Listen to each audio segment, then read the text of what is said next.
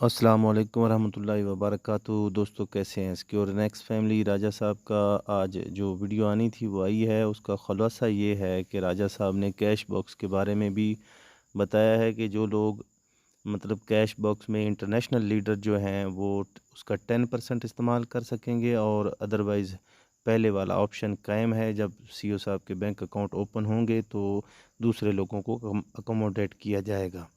मज़ीद राजा साहब ने 3 दिन का बताया है कि मंडे से इंशाअल्लाह जो अकाउंट एक्टिव हैं वो शो हो जाएंगे और उनका कोई प्रॉब्लम नहीं रहेगा। तीसरा तीसरा ये कि जिन लोगों की आईडियाँ, ईमेल, फ़ोन नंबर ये सारी चीज़ें मिसिंग है और रिकवर नहीं हो रही, वो अपनी आईडी ईमेल के ज़रिए, फ़ोन के ज़रिए या बैंक अकाउंट के ज़रिए रिकवर कर सकते हैं। और अगर फिर भी ना हो तो वो अपने लीडर की डाउनलाइन से अपनी आईडी देखकर रिकवर कर सकते हैं।